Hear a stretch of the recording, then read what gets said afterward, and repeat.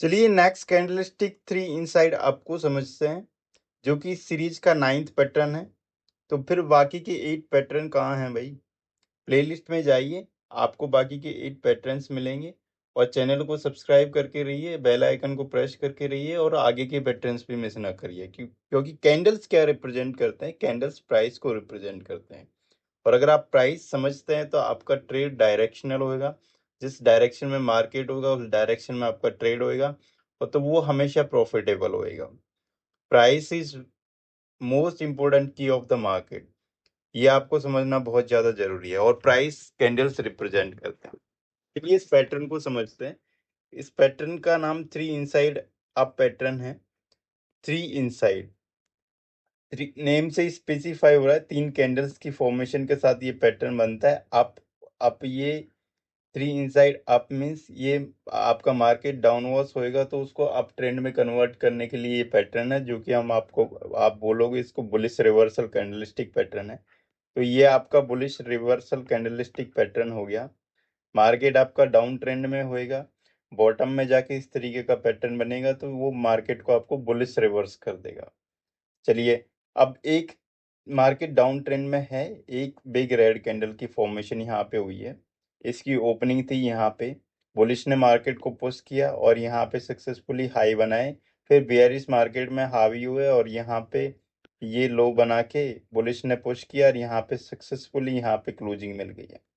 Next candle की opening हुई, next candle की ओपनिंग थोड़ी यहाँ पे ओपनिंग हुई, बेयरिश मार्केट को पुश किया, यहाँ पे लो बनाया और बुलिश ने फिर पुश किया, यहाँ पे हाई बना के यहाँ पे क्लोजिंग दे दी, जो कि इसके कैंडल के जो रेड कैंडल है इसके 50% से के अराउंड ही क्लोजिंग है। फिर इसके बाद जो थर्ड कैंडल की ओपनिंग होती है वो यहाँ पे ओपनिंग हुई और यहाँ पे इसकी क्लोजिंग थी। जो इस थर्ड कैंडल की जो क्लोजिंग है वो बहुत इंपॉर्टेंट है। इस कैंडल के हाई को भी इस क्लोजिंग ने काट दिया, जो बेयरिश कैंडल है इसके हाई को भी काट दिया। तो जहाँ पे ये जो कैंडल है इसके बॉडी को और इसके हाई को दोनों को कट करके इसने बाहर निकाल दिया। तो यहाँ से आपका मार्केट रिप्रेजेंट करता है, इस कैंडल पे मार्केट रिप्रेजेंट करता है कि बुलिश स्ट्रेंथ में है, बुलिश स्ट्रेंथ में है। जब बुलिश स्ट्रेंथ में है तो मार्केट ये रिप्रेजेंट कर रहा है कि मार्केट अभी यहाँ से बुलिश हो सकता है, यहाँ से बुलिश हो सकता है या नहीं है या नहीं है, ये पैटर्न रिप्रेजेंट करेगा कि ये पैटर्न की फॉर्मेशन कहाँ पे हो। इस बुलिश रिवर्सल ही है, इसकी कंफर्मेशन के लिए आपको सपोर्ट, रेजिस्टेंस, टेक्निकल एनालिसिस ये चीजें भी समझनी है। तो आप लास्ट तक सीरीज में बने रहिए, ये चीजें भी मैं लास्ट में समझाऊंगा।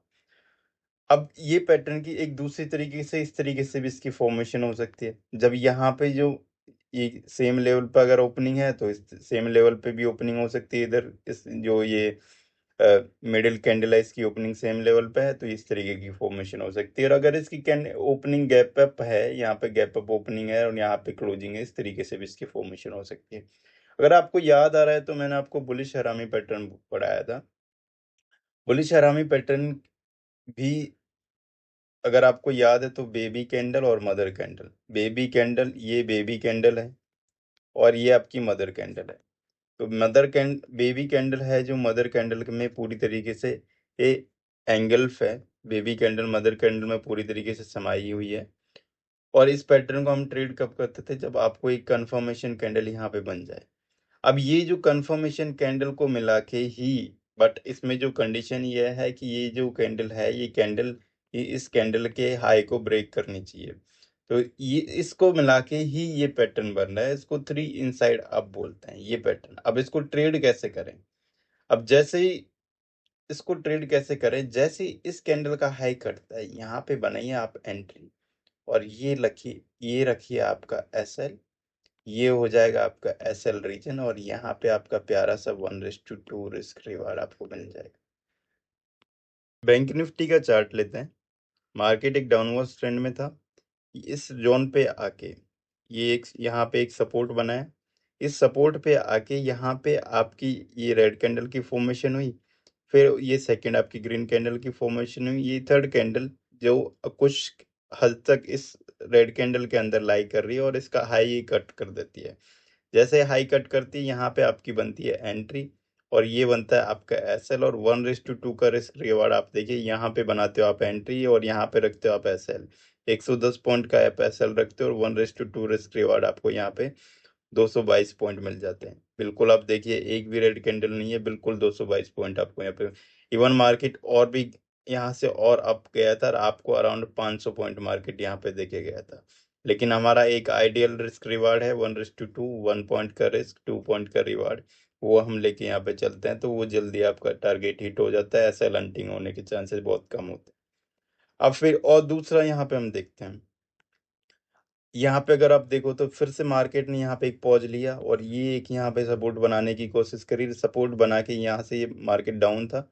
यहाँ पे ये कैंडल, अगर ये रेड कैंडल की फॉर्मेशन है, ये आपकी सेकंड ग्रीन कैंडल की फॉर्मेशन है, जो कि इसके अंदर ही थे, बुलिश पिरामिड पैटर्न यहाँ पे बना। फिर ये थर्ड कैंडल जो बनी, इसने आपका हाई ब्रेक कर दिया इसका। तो ये पूरा 3 कैंडल्स को मिला के 3 ही इनसाइड आप पैटर्न आपका यहाँ पे बन जाता है, और यहाँ पे आपकी एंट्री बनती है।